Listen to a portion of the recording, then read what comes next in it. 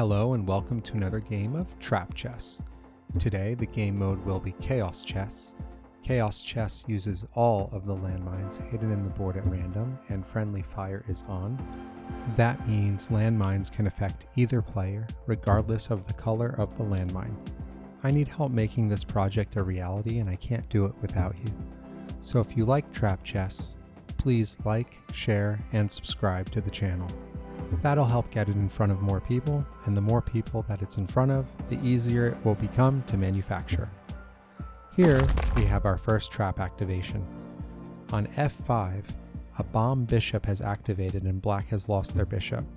When you're trying to develop your pieces early in the game and you hit a landmine like black did, it gives your opponent an advantage in more than just points. So the landmine removes the bishop, which is worth 3 points. But also you spent your turn losing a piece. So that means your opponent kind of gets a move ahead of you. Also, any squares that were protected by the piece that you moved are no longer protected by that piece because it has been removed from the board. That gives your opponent more squares to attack and more places to move, and it makes it more difficult for you to come back. However, let's not forget that this is Chaos Chess. Chaos Chess as a game mode is pure, well, chaos. In previous videos we've seen pretty heavy swings between points because of the losses of pieces to traps. It can occur pretty rapidly, and once it occurs, it could also open up other pieces to come through with X-ray attacks, leading to a quick defeat for one player. White took back here on the g5 square because I think they were trying to prevent black from moving to the g4 square and threatening their knights. They have two knights together right now and they're hitting a lot of squares. My theory is shown to be true because of the pawn moving to h3 to block that g4 square again. But both of those moves are cut short because of bomb pawn landmines that are hidden in the chessboard. Now the rook on g8 has an open file to move straight down because the pawn isn't in the way, and the white rook on h1 also has an open file on the h file because the pawn is no longer in the way. That's another thing that traps can do. They can open up your pieces to move in ways that normal chess doesn't. Some chess players might call it moving, some might call it grooving, but either way, I hope it's soothing. Let's forget I said that and move on. So now it looks like white is trying to control a good portion of the center with their bishop and their knights, and black loses their queen on the b6 square to a bomb queen landmine. There are 4 bomb queen landmines that are hidden in the chessboard for Chaos Chess mode. There are 2 on white squares and 2 on black squares. That means each side has 2 that they can draw from when playing any game mode for Trap Chess. The reason I added an extra bomb queen landmine to each box is because when I was a kid, chess sets came with an extra queen.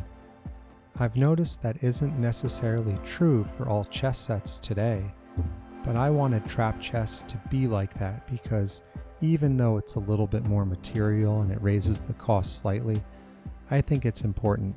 Also, having an extra bomb that can target your opponent's strongest piece increases the likelihood that you'll draw it when you draw traps randomly to play a game mode of Trap Chess. White has been dominating this game so far. They have a lot more pieces developed. They have their knights on the f5 and g5 squares, and they're hitting a lot of squares. And then their queen over on the a5 square is putting together an attack towards the king. Black is attempting to push white away with putting their bishop on the b6 square. However, white opts to check the king first by moving their knight to the d6 square, but they will have to move their queen off of a5 to keep it safe. They go to the b4 square, and it looks like it's safe from landmines. It's a good strategy for black to keep forcing white to move their pieces that are high value, because that increases the likelihood that white will land on a landmine. If black is doing this as a strategy, white should really focus on remembering the squares that they've uncovered and which ones are safe for their high value pieces. A good portion of white's dominance in this game can be attributed to the landmines that have activated. In the top right of the screen, I show the landmines that have activated during the game and the squares they've activated on. The background color around each piece of information tells you which side lost the piece. So if you look at the most recent loss to a landmine, it says B6, that's the square the piece was lost on. LM stands for landmine, that's the type of trap it was lost to. In chaos mode, we only use landmines. And BQ for bomb queen. The background is black because it was black that lost the queen. And all of the lettering is blue because in the game, queens are that shade of blue. I chose that shade of blue for queens because it's close to my grandmother's favorite color, and she was the one who told me to invent something, and trap chess exists because of the work I put in to honor her legacy. The queen is the strongest piece, so I made the strongest piece as close to her favorite color as possible because she was the strongest influence in my life to create this. That shade of blue and all of the colors come from the Okabe Ito color palette. The Okabe Ito color palette is a color palette that is accessible to people with a variety of forms of color vision deficiency. This way, the game, Trap Chess, is more accessible to everyone because you can tell the differences in color between the pieces. White was going for checkmate and a bomb queen landmine stopped them. When white moved their queen to the E8 square, black could only defend by moving their bishop to the D8 square, and then when white takes the bishop, that would have been checkmate. However, the bomb queen landmine activating has made it so that white was unable to checkmate black. Now, white will have to find a different way to corner black's king.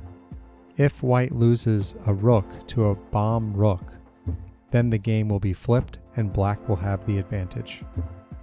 I don't see any good moves for black currently, and every move that black makes comes with the risk of losing one of their pieces. This means white can take their time on going for checkmate. At some point, white will probably bring their king into the action if they start losing pieces to landmines. The king is immune to all landmines. There is not a bomb king landmine because the king is the only piece in chess that never leaves the board, and a bomb king landmine would break the rules of chess. White has opted to trade some of their pieces for black's pieces, so now it's going to come down to a rook and a king looking to checkmate black's king. When white promotes the pawn on d8, black will have no choice but to take it with their bishop on e7. Then white can take the bishop with their rook on d8 and will be left with just the king and the rook looking to checkmate black's king. Black is also near the corner with their king already, so it won't be difficult for white to get that checkmate. Here white is starting to move their king into the action because it is immune to those landmines as said earlier, so it'll make it easier to checkmate if that king comes in. The king can also be used as a scout to check squares to make sure they're safe for the rook to move to. If white follows this strategy, they'll be able to avoid losing their rook to a landmine. There also may not be any bomb rooks in that corner, in which case white wouldn't have to worry at all, but they don't know that unless they see the square themselves. Here, as said earlier, black takes the queen on d8, and white will take the bishop back on d8. Now it's just a matter of time before the black king gets checkmated, pending any landmine activations. When I was younger, my grandmother told me a story about a child blowing up a sink with a cherry bomb. She was very upset by the damage it caused. I feel she'd be even more upset today if she saw the price of cherries. Here white is doing the classic strategy with a rook and a king. If you can make the box smaller, move the rook. If you can't, move the king. It's a great way to force the black king into the corner and guarantee you won't stalemate them. So the next couple moves will be the white king to c6 and then to c7, and then putting the rook on the a6 square will be checkmate. I think the a6 square is safe for the white rook, so we shouldn't have any more landmine activations at this point in the game. Here comes the checkmate. Thank you for watching. Please like and subscribe.